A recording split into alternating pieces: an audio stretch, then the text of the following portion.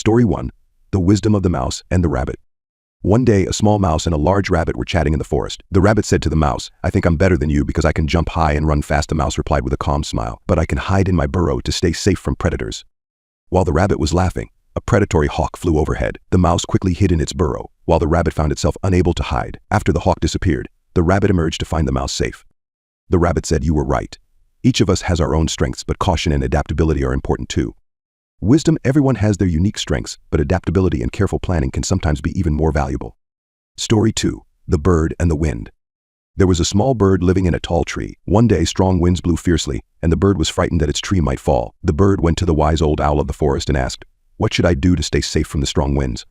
The wise owl replied, "You cannot change the wind, but you can choose how to respond to its force. Find a place that protects you from the wind, and when you are in danger, spread your wings to catch the wind rather than resist it." The bird returned to its tree, and when the winds began to blow, it spread its wings and took a position to protect itself. Thanks to the advice, the bird survived the storm. Wisdom: you cannot control circumstances, but you can control how you respond to them. Story 3. The Stone in the Water. One day, a young boy found a large stone in the riverbed. He tried to push the stone aside but was unsuccessful. After several attempts, the boy sat down sadly and said to himself, "This stone never moves." An old sage passed by and the boy asked, "How can I move this stone?" The sage replied with a smile, "Water doesn't try to push the stone with force. Instead, it flows around it with flexibility. Try to be like water and find a way to bypass the obstacle rather than confronting it directly."